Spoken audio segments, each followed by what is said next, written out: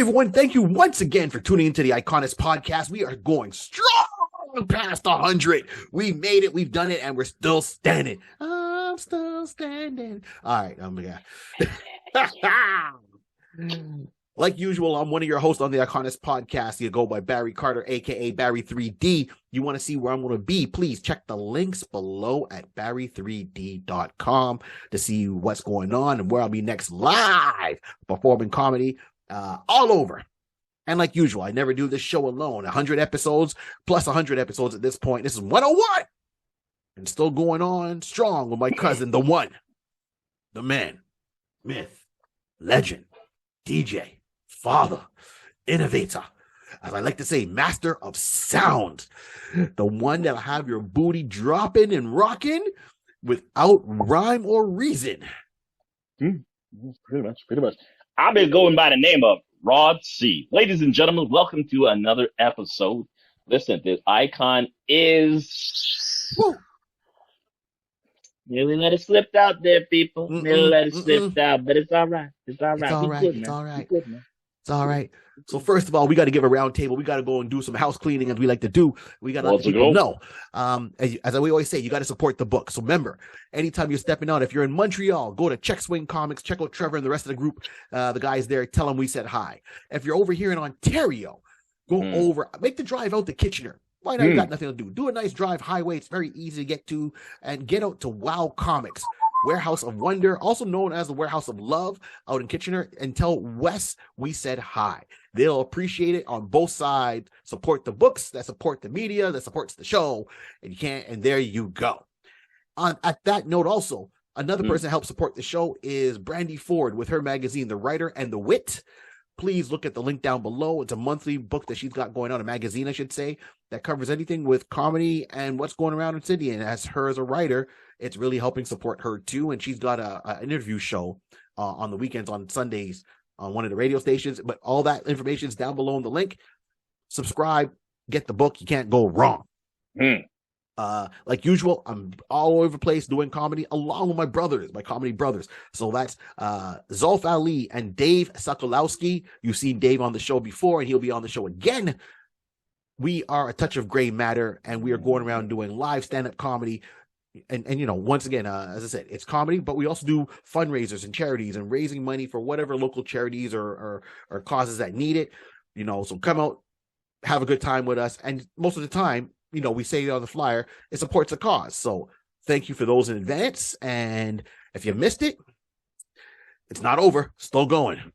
And then last but not least, we want to thank all the previous guests we had on the show before. And I think I forgot to mention Paul Ash, my boy Paul Ash. So definitely when he did the Grimjack episode, he was there. He's my comedy mentor. And the other man who's on this page, his presence is there. If you're watching it, you're seeing it. If you're catching our podcast from everywhere, he's the one that designed our logo. If you want any kind of work done, like similar to what we have for your own project or business or anything you're starting up, or even a fun project, a hobby, whatever it is, sky's the limit. Reach out to our boy and you tell him that you heard about him on the Iconist podcast, and he will give you what? A discount. Who am I talking about? Ladies and gentlemen, let's introduce you to the one and only Jay Bird Digital Art. Jay Bird Digital Arts. That's right. Reach out to Jason Reese. His link is at the end and below. And let him know you heard about him on the Iconist podcast. He will give you a discount. And hey, if you're home and you're wondering, it's like, well, these guys do a lot of talking. It seems fun. I think I can do that. I have a subject that people might be interested into. And it's like, cool. Then why not? There's no time like the present. If you want to do your own podcast, then you can jump on with us here at the podcast hosting we use, which is Podbean. So podbean.com. Go out there. They got great prices. It's really easy to use their tool. I started with no knowledge, and now I've got some knowledge on how to do it, and they make it really easy. You put it on Podbean, and they'll share it on any and all social media sites for you. They do the heavy lifting, and you can get yourself a catalog like we have online, so people can always go back and check out past episodes. And please like, subscribe, share, rate, and review. Each click by you helps us. Thank you very much. We like the clicks. Like the clicks. You know.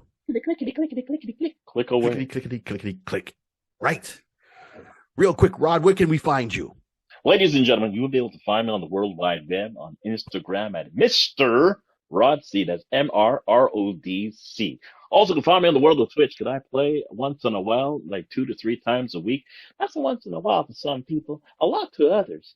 But you can find me on Twitch at twitch.tv/DJ Rod C. Ladies and gentlemen, we're here to have fun, have some musical roulette, give you all that different kind of stuff.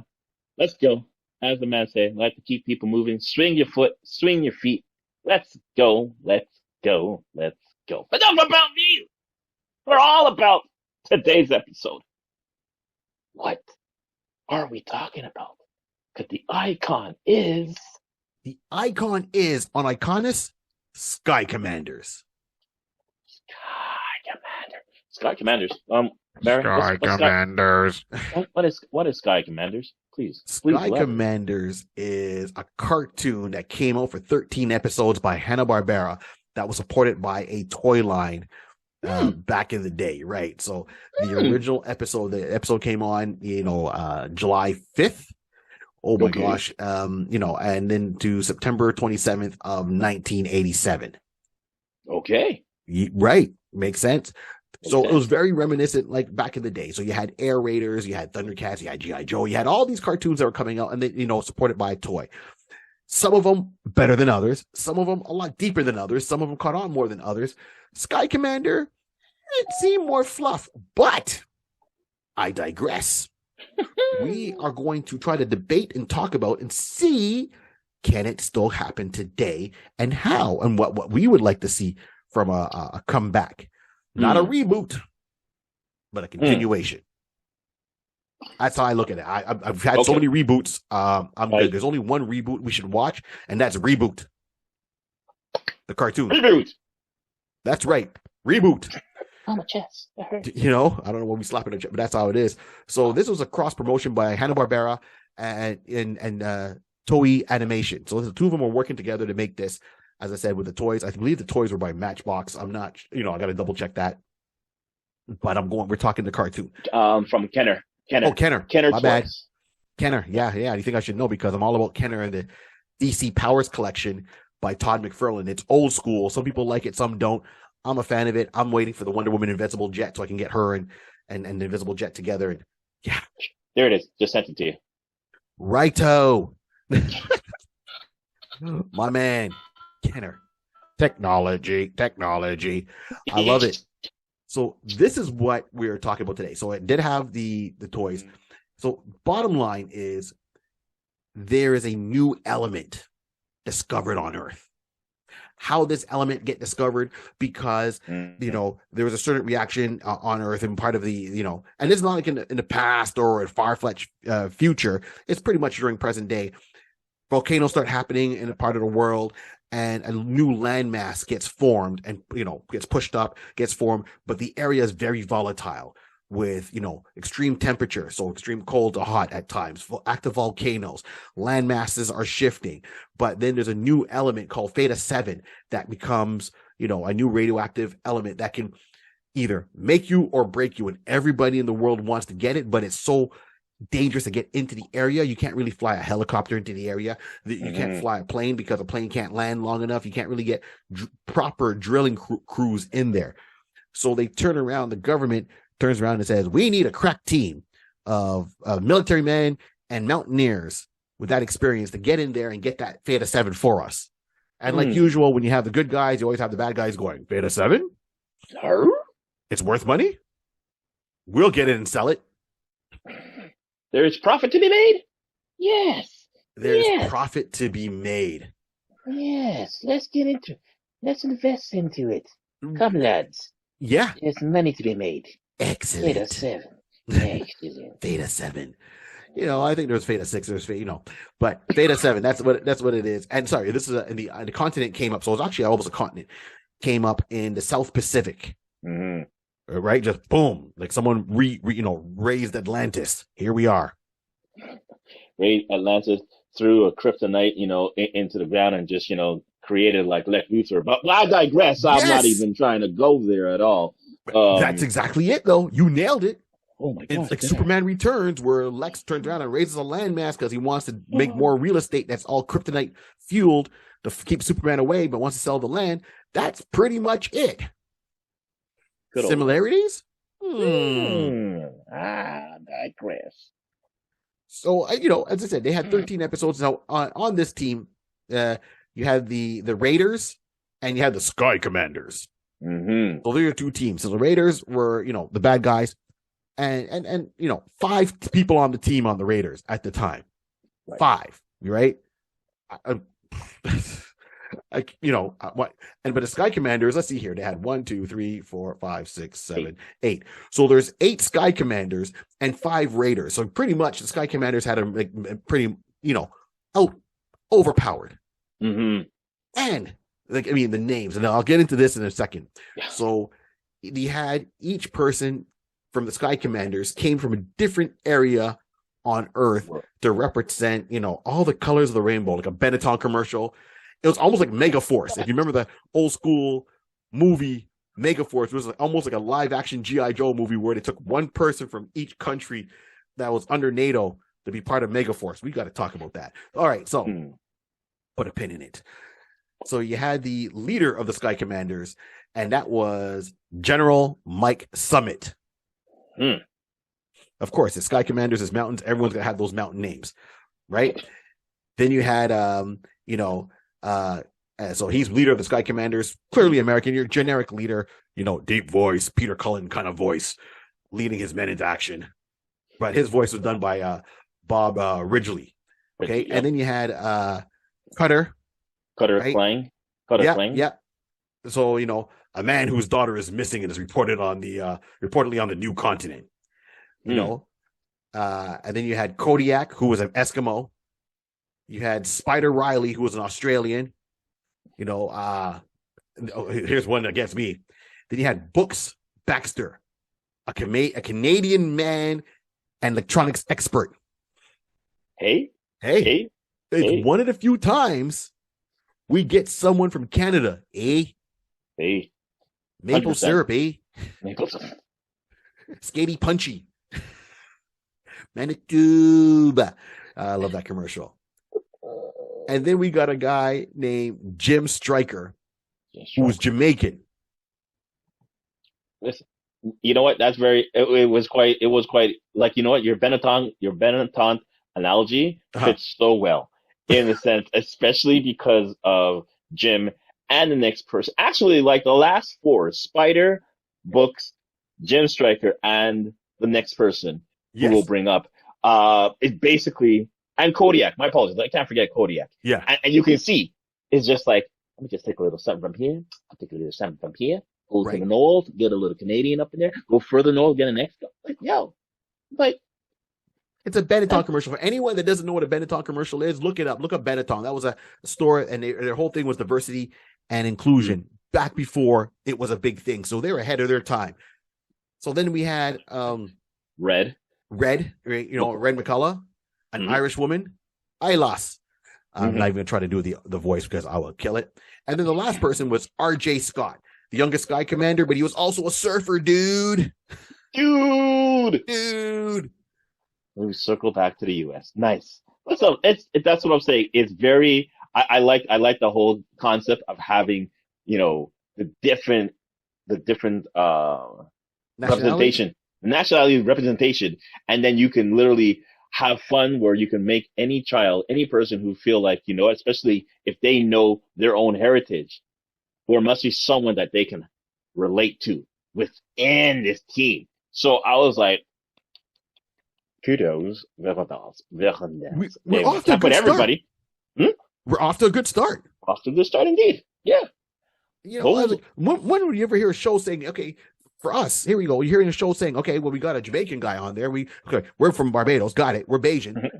But Jamaica and Barbados, it's only a 20-minute flight.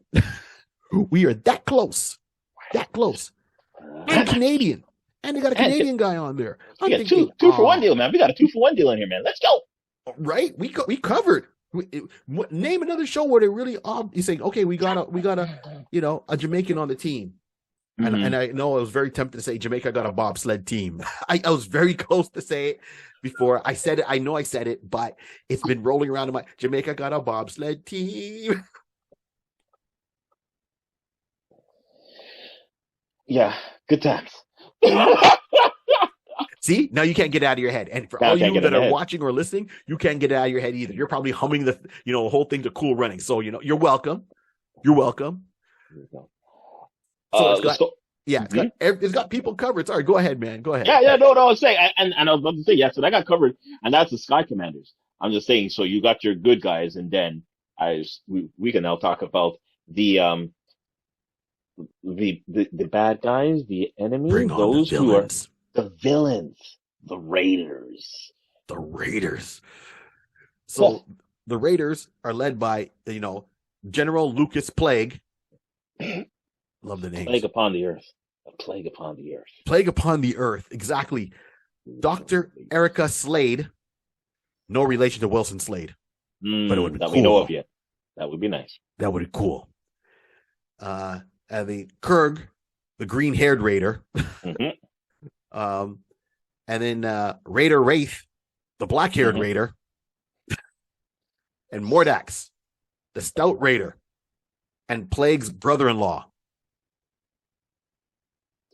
It's funny when these three, just to name it, so they remind me of the Morlocks from G.I. Joe. Yes. From oh my gosh, I just went blind. Zartan, the Dreadnoks. Sorry, the Dreadnoks. Yeah, the Dreadnoks. Sorry, not the Morlocks. Yeah, of course. Dreadnoks. Yeah. So it just gives me that kind of like distinction of like, these are the lackeys, these are the bubbling fools. That's right. They're the bumbling fools. They're the idiots. They're the ones give us comical relief, but they're the muscle. So you got on the Raiders, they got three guys who are muscle, a general and a doctor. Okay. And one of them is the leader's brother-in-law. Got to keep it in the family. Right. It's almost like, what was that cartoon there? Cops with Big Boss and his nephew Berserko. Uncle Big Boss. Shut up, Berserko. That's my sister's kid. I have to bring him in the family. She doesn't like it when I turn around and don't put him in there. I gotta go back and watch that. Side note, I gotta go back and watch Cops. Hey, so much to cover, man. We're aiming to get another 100 episodes. So this is the team. These are the two teams that are conflicting over in the South Pacific to get that, Theta 7. Yes. Now, the Sky Commanders, the whole premises behind it, they have a ship. And their ship, yes, I know they're trying to say not to fly, because it can't get onto the land itself. But the whole concept of it is to go over there. They put their bases, which are mobile, on the mountaintops. They clamp down on the mountaintops and open up. And then they have these, I wouldn't say jet packs, but they have these repeller packs, as I'll call them. Let's just use that for the type piece work. Okay. So they got these packs they put on, obviously on their back with some controls. They can lock into it, and it shoots out like a laser rope that solidifies from one side to another side of the mountain, so they can traverse the terrain without ever having to be on, on land, right? Because in case a volcano decides to erupt or a small tornado start, they're always above it, and they only go down once it's safe. So that's the whole thing, is they have to get their ships, the Raiders and the Sky Commanders, at the top, and then they have their own other machines and backpacks and things that they go around. Of course, these things have weapons on top of them to help fight each other off from lasers and, other things are equipment onto there. And if one of the Sky Commanders or the Raiders, let's say they're on their backpack and it falls off, they're still attached by a rope so they don't fall all the way down. And then each Raider and Sky Commander had, it looked like a little mini computer on their forearm.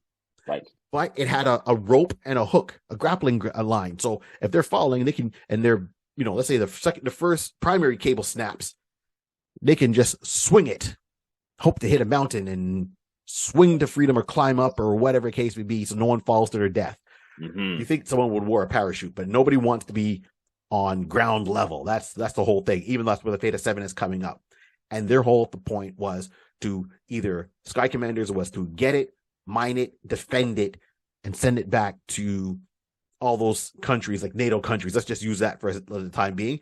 where the Raiders are trying to do it and do the exact same thing. But then, of course, as mercenaries, they want to sell it and get rich off of it. It's all about profit, profit, profit, profit. Location, location, location. Exactly. Location is self-specific. Right, exactly. Mm-hmm. No, go ahead. Right, so that's the excitement of it. Now, of course, the where they were smart. So 13 episodes. But now the thing is, you watch the show, you see it, and it's like, oh, geez.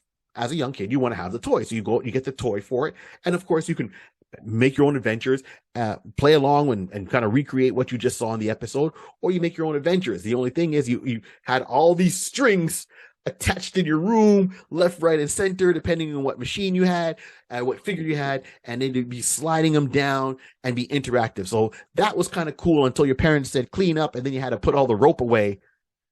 And the only reason I know this is because my brother had a lot of those, so Brian had a lot of cleaning up to do. I can't even lie because it wasn't even Brian that was making all the things. I was putting those things up all over the room too. Yeah. So as a good older brother, I was spending time with my younger brother. That's exactly what it was. I was not trying to play with his toys. Family bonding. And that's family bonding time. I'm standing on those words. Okay. That's family bonding. That's what it was. It was good. Yeah. Family bonding. That's right. So this is where I come across with this. Sorry. So Rod, what are you going to say about Sky Commanders? I was going to say a couple of stuff in regards to at least the Fate of Seven. Now, to understand how important it is that this is basically, like Barry said, it's basically like energy source. It's more like a lethal energy source, that can be stabilized for containment by exposure to temperatures of minus 200 Fahrenheit. Yes. Minus 130 basic Celsius. That's cold. A little bit cold for me. That's what I'm saying. So I'm kind of confused. I'm always like, yo, you want energy source that is so cold that you could touch and freeze yourself? Good luck in that. I'll stay in the other side of the continent while you all get that figured out. Call me. We know where we need to refine it. I'll be there. I'll help lead that project. Gonna find it? No, I'll let you guys do that. That's crazy. Well, that's why they have an Eskimo and a Canadian on the team. That's, you know what? 110%. 110%. The Jamaican is going, nah, man. That's too cold for me there, brother. That's too cold for me, brother. Brethren, I got you here. Good on you. No, it's all right. Listen, I can understand mountains and I can climb mountains and whatever the case to be. Cool? That not make it. No. Not me, brother. Not me. Right? Brethren. But I gotta say the figures were really detailed, and it had a lot of stuff from them. And the figures were broken down, I think, into 3 classes. So you had the figure that would come with the backpack. Then you can get some of them that came with certain machines, like little mini machines that would go across. And of course, then you get the Sky Commander base itself, this huge big thing that unfolds almost like the Justice League. This is what I wanted to, when you were talking about having their structure, their ship that they can fly and land. I was definitely want to implore to everyone to understand how big of a monument this was. This was basically the width, diameter, size of a good office building, like a good, right. We would say about a good 15 to 20 stories building that had the ability to fly, go over to wherever, and grapple itself on the side or on top of a mountain. So that would be their base of operations while they go down and do their mining or do their defending to find the Fate of Seven. That was crazy. And they also had basically a small little like a transport at the top of it. It seems like attach itself. A little like pod kind of thing. A pod kind of like ship, like just the closest thing I can think of is like a space, like a Apollo 13 type of spaceship that back in the 70s. That was the closest concept you can have, and then they would fly out from that. But I've always thought, which is quite funny, rehashing and watching the clips and everything, like watching the shows, it was always funny that basically they had the structure landing straight up, like if it's in like takeoff mode. Vertical, yes. Right? Vertical. Then when it takes off, whatever, and then you start seeing them inside the cockpit on the bridge, they're basically looking forward like that. Horizontal, when they land, horizontal. But when they land, it should be up like this. But then they have a compartment, door opens up, boom, so they can basically grapple themselves out and take off. Great. Mm-hmm. I'm like thinking, so you came out of standing, like you were seated up there. How did you get yourself up there? Did you grapple yourself up there? What if you left a cup of coffee? I was like, how did gravity play? I see. So this is what we're going to talk about. I got theories of how they can bring this back, because this is a show that you got to turn around. You got to watch it for as it is, and and dispel belief. You just have to take it as is. You can't say, and I know you talked about when the ship lands, it's horizontal, right? I'm sorry, it's vertical, and it takes off, and they can walk around normally on the floor on the inside of the ship. But when it takes off and it's flying horizontally, and they can still walk around normally. And I'm like, how does that happen? And at one point you're like, but it's still Sky Commanders, and you're still running around and seeing, okay, let me attach this to the upper part of the inside of the room, and this is going to go down to the bottom of the chair and slide the chair. So this is where I come through a lot of things. Okay, let's go. Right. So this is what I'm saying. Can we bring the show back? And I say not bring it back. Can it continue? Yeah, and it can continue if you get the right writers behind it, and they have to respect the lore, respect the source material. Yeah. Don't do a reboot. Let's continue, but now let's add some meat on the bone. Okay. That's why I think the show was too much trying to sell the products instead of trying 100%. To be a show per se. 100%. Right, and this is where it didn't catch on. So let's break it down. Let's look at the people's names first and foremost. Okay. Now, each Sky Commander and each Raider had a specialty, right? And they would turn around and mention what those specialties are. We know in that land in the South Pacific where they're looking for the Theta 7, there was mutated creatures that were there that they had to deal with. There was people that were even actually there that were trapped on there when the landmass came up, and they had to rescue them, like normal people, and they were just trying to survive. And they figured out, okay, so they're doing their job. Let's go back. General Mike Summit. Yeah. I've never met a man named, a family name of Summit or I don't know, Ridge, Cliff. I mean, Cliff is a first name, sure, right? Clifford, right? But you know what I mean? Like, and it's everything is a mountain name. It's like if Rod's last name was, I don't know, Technique 1200. It wouldn't be Rod Technique. Yeah, Rod Technique. Yeah, Rod Technique, right? It wouldn't. That would not be your given name. And keeping that in mind, if I'm getting agents to go and deal with something to protect their families, you're going to give them what? Code names. All right. Okay, so now you see where I'm going. So can General Mike Summit? All right, maybe his last name on the birth certificate at the time was Summit. I know that's what they do in cartoons. I would come around and say, okay, well, Mike Summit's not his real name. Maybe Mike is his real name. Maybe it's Michael, whatever. But not Summit.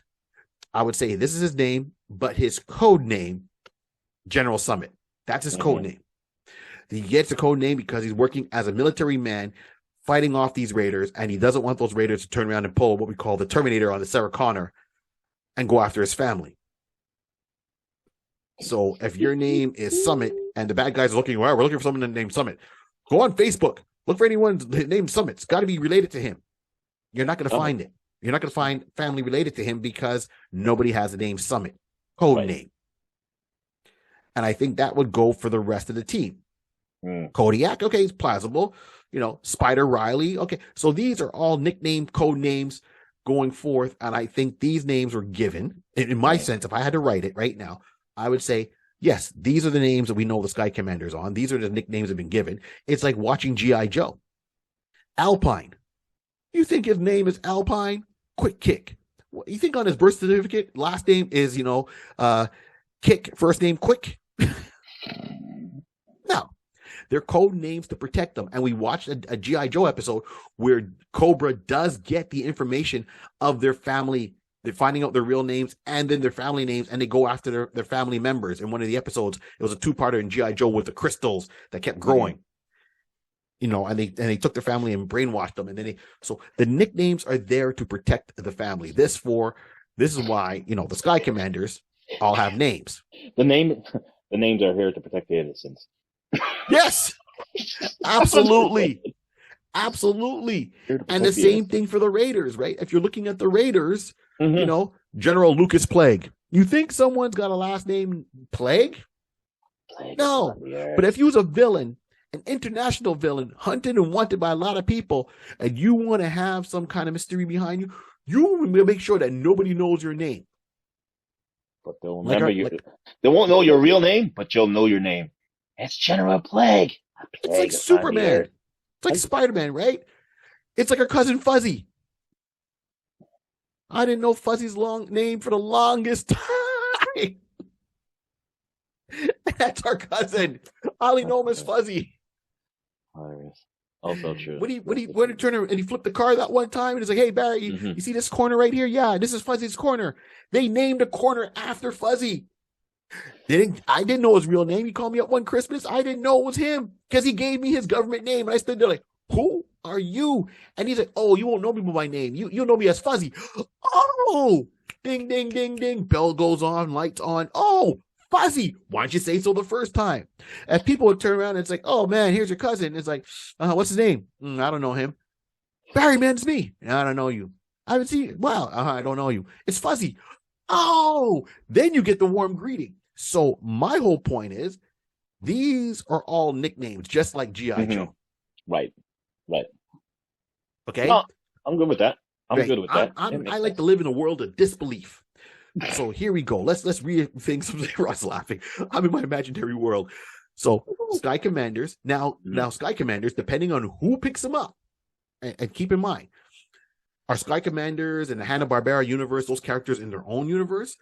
Are they part of DC? Are they part of Marvel? And the only reason I'm asking this is because at one point, just recently, DC had the rights to some of the characters. So DC had the rights to Herculoid, Johnny Quest. They did a whole comic book 12-issue series called Future Quest. Yes. Obviously, they had the rights of these Hanna-Barbera characters. So are they in this kind of world? Or are they in a Marvel world? Or let's bet an IDW world with G.I. Joe? Because I can see a crossover happening with some of the G.I. Joes, Alpine. And the Sky Commanders. That would make sense. Snow Job, Frostbite, those G.I. Joe members, along with Sky Commanders. The ones that were really environmentally based, teaming up with the Sky Commanders.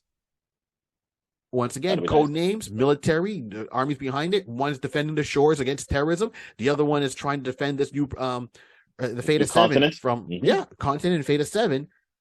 So it could fall there. And even if it was DC, then okay, if we're going with DC, then you could team them up with certain properties like Faraday and the rest of them. Checkmate. That's where I was going, like, checkmate. How to connect to that. Yep. Completely. So this is where I'm talking about. Now, and I'll let you go in a second here. And now we talk about the spaceship. The Sky Commander, they're I think it was called Sky Commander, that big ship they had that would fly around. And I know exactly what you're saying. When it landed vertically, the floors were a certain way. When it was flying horizontally, the floors were a certain way. I would even go as far as saying the technology changes. So the floors always stay the same regardless of how the ship changes. Yep. Right? So picture if you're inside of a cylinder and the floors are round.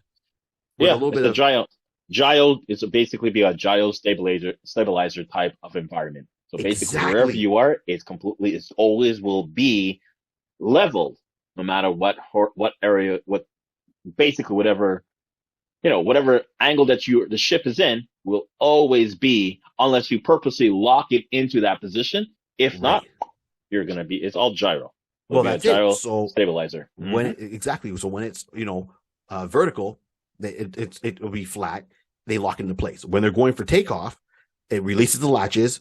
Once it starts going, up, and it might hit a 45-degree angle and then finally a 90-degree angle and it levels off, it all goes and it locks into place that way and it gives them access. So it might kind of limit them access to certain points, but other things they can get. Now, as long as they make cup holders that will not allow you to spill your coffee, I'm good with it. It gets a check mark. It gets a QA sign off by me. Don't need to have that hot coffee just spilling on you.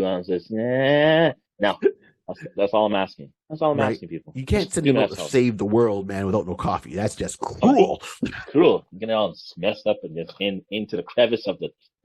Too much cleaning up. Too much cleaning up, too much technology going on. So this is where I would go with Sky Commanders, right? And I mean, cool. We had other shows like Dino Riders, as I said, Air Raiders. All these shows were there just made to turn around and sell the toys. But Sky Commanders, I think, can still go on. You know, was it when I say kind of flat? Yeah, it was kind of flat when it first came out. Their purpose was just to show you how the toys work and what to do, and they had the show. But now, how people are going back to lore. People are going back to these old shows. People are sitting down and going, what more can we do? And this clearly could have meat on the bone. If you got a plate and you're just like, well, what's on my plate right now? I got a scoop of rice. What else can I add on this plate? And this is exactly what we're talking about on today's show with Sky Commanders. Got it. We can find out more about Mike Summit. He's a general. He didn't become a general overnight. Give me some flashbacks with, General Mike and the rest of his team, how they got together, who put them together. I know there's another general that works on base who kind of coordinates all that. All right, who came up with the technology? That's another thing. Give me some backstory on that. Give me some backstory on the Raiders. General Lucas Plague. How did he get his brother-in-law to be there? And where's his wife? Right. Like, what agreement did he have with the wife to say, like, the kid needs some work. He's just sitting around the house doing nothing, just surfing. Listen, can you get the boy a job, please? All right, I'll take him with me. Thank you. That's all I'm asking. And that's all. Lucas, just do me the favor. If you love me, take the boy out with you, Lucas. Okay, dear. I'll take Margaret with me. Thank you. That's all I'm asking. Listen, we can go on back histories on that. We could also try to find out with Cutter Kling. As they say, a man whose daughter is missing and is reportedly in the new continent. Now, how did she get there? Why is she there? What propelled her to get there? Did she go on her own? Was she kidnapped? Was she just going on her own adventures? Was she an archaeologist? Look, someone basically who's just, you know what I'm trying to say, people. It's just, I don't know what's going on. The archaeologist, yes. Thank you. Yes. But the words will come out very slowly. CPR me out. Claire, cardiac. Listen, that's what we do. Get it out. But we don't know what is her story, because I can't recall if they ever went deep into that. They may have touched it for half a second, but let's get some more in depth on why. So Cutter has his own agenda for joining the team. Yep. Cutter has his own reasoning for being on this mission. I'm here to save Spada Stefan, but I'll be keeping my eye looking for my little girl running around here somewhere. That she fell in love with someone who's like saying, "Hey girl, let's go to the new continent. Listen, I can take you there." Great. And who knows? She just say, "Father, I know I can make a name for myself. I'm going to explore the new continent." No, little girl, don't do it. You're not ready. I am. And then she goes, and now Cutter doesn't hear from his child for like 2 months. He's worried, fret. Then he hears there's a mission going to the new continent. He goes and says, "Listen, General, Mikey, my man, listen, man, I'm getting there. I'm going to be there, man. Let me help you, man. You know my little girl's out there. You know my little girl's out there. Mikey, man, just take me along, man. I'll help you. But if I just go around the corner and check, you know where I'm going. Thank you very much. Thank you very much." That's it. There's a whole bunch of stories. Of course. And then the landmass, okay? Landmass, it said the landmass raised. They didn't say the landmass was there. So to your point, maybe Mikey's daughter went to look at the landmass before it came up. Maybe there's something there maybe Theta 7 was too far underwater for us to get there. But of course, now it came to the surface. It's more easy accessible, right? Maybe that landmass is Atlantis. We don't know. It might have ties to Atlantis. Atlantis is a sunken city. I know people say it's more off of Greece, but we don't know. It could be. So there opens so much more. Look at Stargate. Stargate started off as a movie, and then it went on for 10 seasons as a show? Yep. The spinoffs. There is meat on the bone. They put meat on that plate. They filled it up. They went buffet style. Why can't we do the same with this? So 100%. This is, and I said, and then you got General Plague. He's got his brother-in-law. Okay, which means the general's married. Where's the general's wife? Where's General Plague's wife? Right. What role because obviously she knows her husband is international terrorist and he's there with his brother-in-law.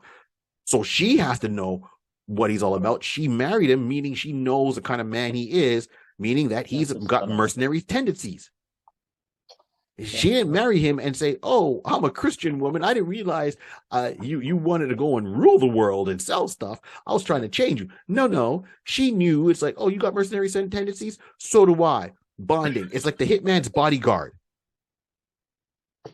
Where you got Selma Hayek and you got Samuel L. Jackson, their husband and wife. The two of them know who they are, and that's what they get along. They both accept 100%. Each other.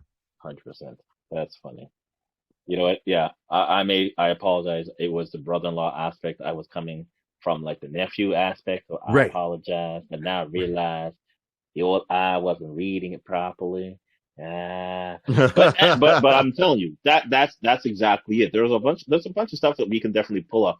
I would also like to investigate the technical aspect of it. So Barry brought up about the command center and having the gyro system and at least the platform and everything like that. Now I would like to go back and have some more explanation on the cable unit, the cable accessories, the laser cable that basically from there basically had the ability to basically like grappling on their particular backpack. It was really a large, not even a backpack that you put on your shoulders kind of thing. It's more like a step in, like a whole big platform that basically a whole unit that they kind of like stood in, grapple around their stomach, so their waist, so that they're buckled in. Safety's first, children. Safety's first. And then basically the whole contraption basically harness itself to a laser cable that shoots out and grapple himself, and they just flung across. And then they had the ability that if another rope is over here, the system will realize I need to jump over there. It will allow it to jump, and grapple onto another one. So if something's happening, someone's getting shot at, oh my goodness, turn around facing this way, send out another laser, and then I jump onto that rope, as I miss getting shot. Now, here's the problem. Like Barry said earlier, all this traveling. How much rope is, for one, who's manufacturing this rope? Who's financing all this? Because that type of technology costs money. I'm going to say it ain't cheap. I'm dead sure. And so who's financing that? Are these rope, or like, what's the longevity of it? Is it being like Spider-Man? And we always said, one of the things that Stan Lee made sure that, Spider-Man's flinging across to clean all over the place. Can't have all that stuff, that all the webs just sticking there and just flowing in the wind, rippling on the side of a building, and then the wind just. Yep. I don't think anyone would like to be looking out their window on a Sunday afternoon on a nice, cool, breezy spring day and have this thing just flurrying right in front of your window every single day. No, it has to disappear. If this thing disintegrates, what happened with the rope? What happens with that? That's what I would like to know. Someone break into the technology on that. Do you have rope that you put in there from fighting and traveling 2 months ago that is still there? How good is that support system?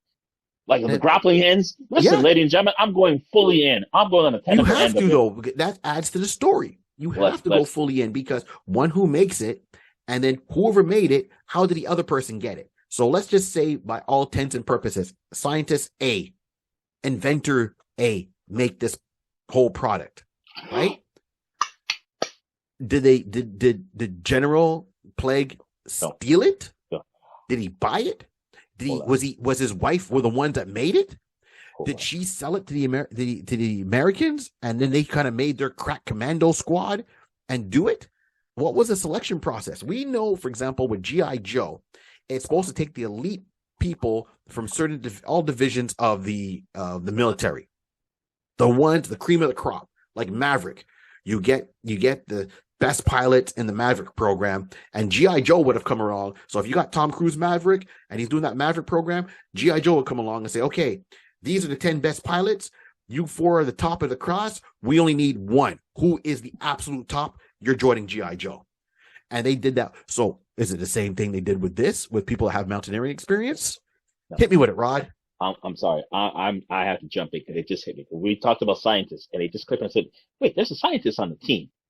but not on the Sky Commander team. What if, News Burleson, what if this was all together? What if these teams were originally from one unit? What if General Mike Summit and General Lucas Plague actually worked on the same unit? They were at the ground, the breaking ground foundation of this whole Sky Commanders team. And General Lucas and General Mike had a disagreement. He basically said, yeah, Dr. Erica Slade, you're the scientist of the Raiders. Maybe they don't like the way the government is planning for harvesting and using the Theta 7 for good.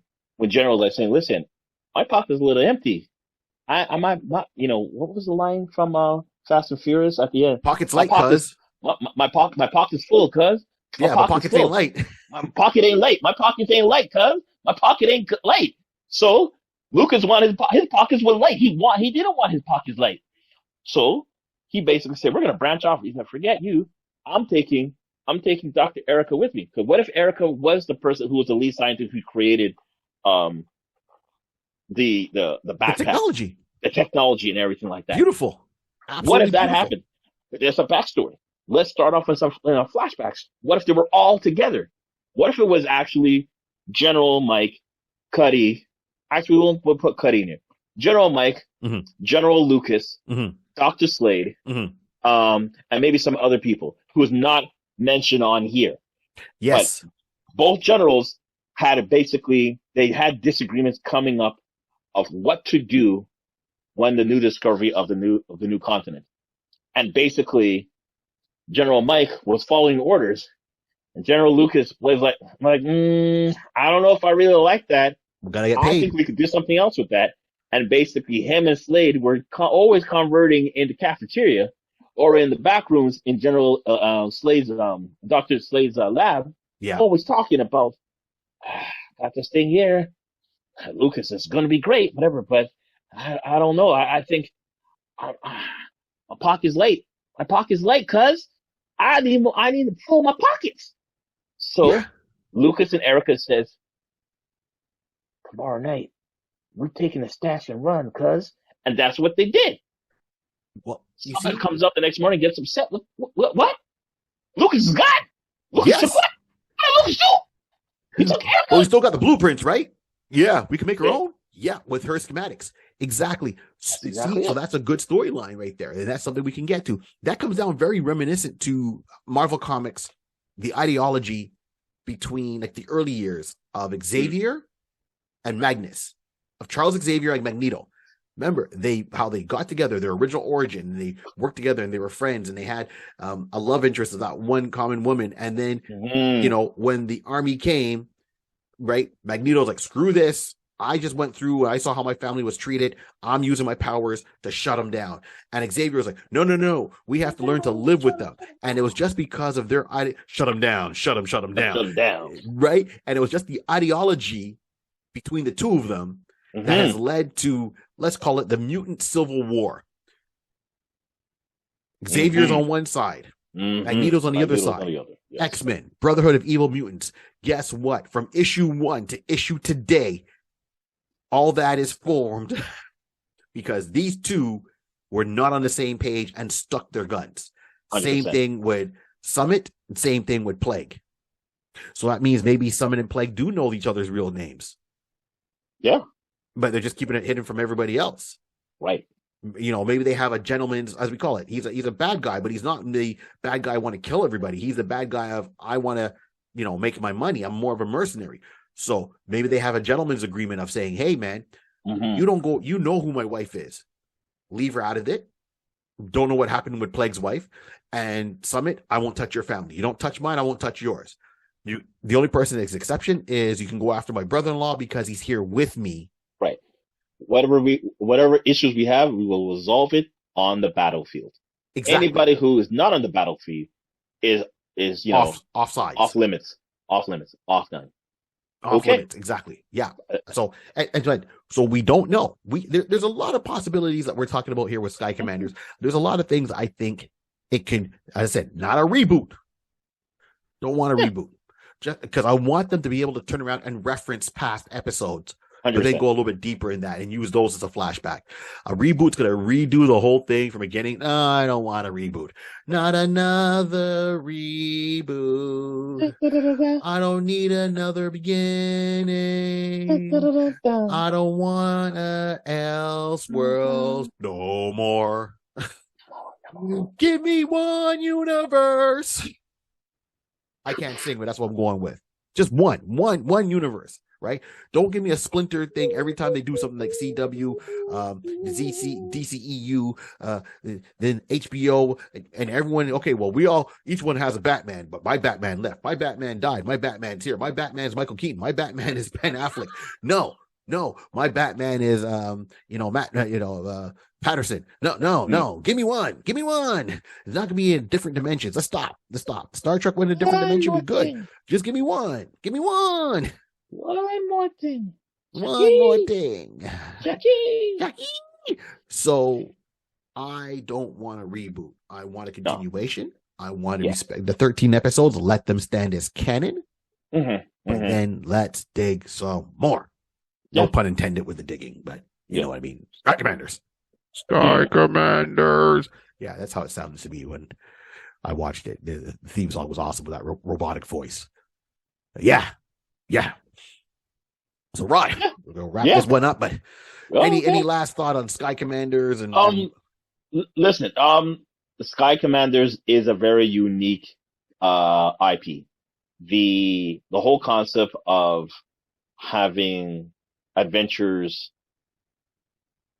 in the mountains, cliff jumping, is basically like an early edition of Cliffhangers with Sly Stallone, if you remember him in that movie.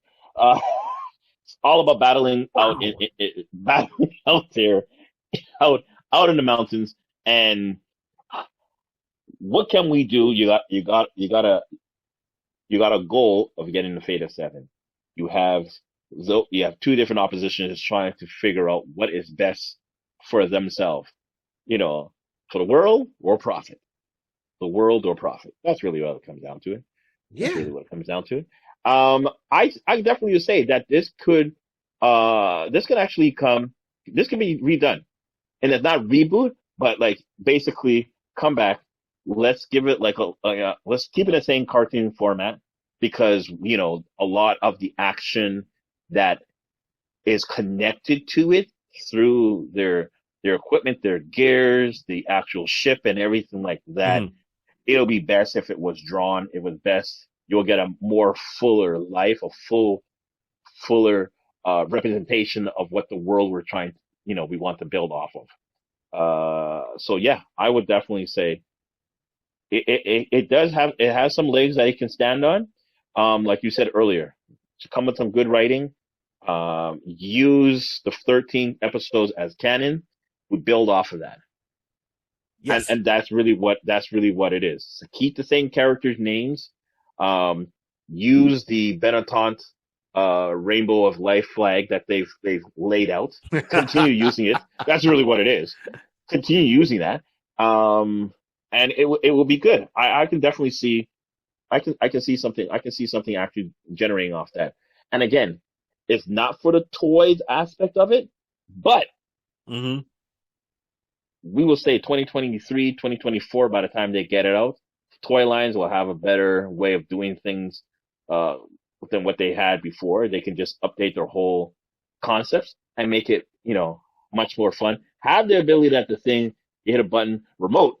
Now it's not basically, because again, the whole idea is that you have the ability that you can, on the harness, and it's like, someone's coming after me, rocket boost, and you can fly off faster. So, give me a control. Give the kid a control. Yep. That's it. Yep. And if you want to have extra fun, you have the ability that the thing can propel itself from one line to another. If you happen to have a line close enough, you can have a game out of it. Let's see if I can jump from one line to another and time it. No. Oh, I missed it. I'm going to try it again. Yeah. Look, not even kids, because let's be real. There'll be a lot of adults that are going back and a lot of adults right now are buying a lot of past figures, be it if they get re-released or for the kids, man. It's for the youngins. It's for the children. Yes, it's for the youngins. That's right. They're gone, right? Excellent. They're gone out of the room, right? Yeah. Okay, cool. Yeah, it's for us, man. That's for us. Yeah. We buy it. Yeah. I ain't buying no kids. My kids no toys. They can get their own toys. This is for me. Tell them to get a job. Get their own toys. I got my own. They can't touch daddy's toys. So this is what. Yeah, I agree with you 100%. And I'll say this: either give us another, continuation of the series. Mm-hmm. Give us maybe one shots. So after watching like years ago, and one of my favorite cartoons up there from like after the IPs have finished. Is one of them is, for example, G.I. Joe Resolute. If you're a G.I. Joe fan, you watch the original series, you watch the Sunbro series, you've gone through some of the other, and you go back to the original cast and you watch G.I. Joe Resolute. Not even the movie, but G.I. Joe Resolute was a nice tie-up to a lot of plot lines that were happening before. The animation was A1. I like the story. Of course, there's certain characters you want to see more of and hope to see them back, but I think they did a really good job of bringing all the core characters as much as possible in G.I. Joe Resolute. Mm-hmm. Right? We just finished watching Picard season 3. Yep. Right? No spoilers, but the way they wrapped up Picard is the way you wrap up a series. If you bring the characters back, you bring them back to wrap up a series. And of course, it's always to be a gateway to maybe a possibility of new ones. So if they happen, great. If they don't happen, you're still satisfied because you know what's happened with the original cast. Right. With Sky Commanders, give me either a continuation of the series or give me something along those lines like G.I. Joe Resolute to kind of tie some things up and really go hard with it, even if it's just like a mini series cartoon, more freedom in a cartoon. I want to see it. I don't want to see it 3D animated. I want to still respect the genre. Give me a cartoon. Easier to draw certain things than to 3D animated. Well, not in this day and age, it's probably be the same, but give me a cartoon more so than a live action movie. Right. Give me some good voice actors who's still around and able to do it. I know some of the voice actors have passed away, but if there's still some of the original ones, bring them back. Maybe if not even primary roles, bring them back to play secondary roles within the series just as a nod to the fans and do it that way. And of course, the fun is trying to get the Sky Commanders figures and try to collect them again. And can you find one with all the rope? Ah! Good luck with that one. Woo! Yeah. Your pockets will be light, cuz your pocket will be light once you purchase it. Don't tell your wife. So how much you paid. So on that note, this brings us to another episode ending. Thank you all for tuning in and staying there and commenting. And we love to hear from you. As I said, I know we had an episode where we had a couple of people comment on, and that was so awesome to hear from them. Like, Miss Darkness was one of them and wrote out something really that was nice, and really glad on the Cyber 6 episode. The people liked the Cyber 6 episode a lot. Yeah. So we're going to try to maybe do some more of the animated stuff. I know on our podcast site, the one episode that gets downloaded the most is Sky Captain in the World of Tomorrow that we're talking about, and people love that one. So thank you. As I always said, like, subscribe, share, rate, and review. If you can help the channel grow, please go to our Patreon page or go over to our Coffee page. A donation helps the channel grow for us to kind of keep doing what we want to do and keep bringing it to everyone out there and all of you. And then maybe we have some fans. So thank you. We can't express that gratitude enough. And as we always like to say, this whole world was started with a pencil, a piece of paper, and lots of imagination. Keep on dreaming. Sky Commanders. We're out. Power Extreme. Sorry, that's a different series.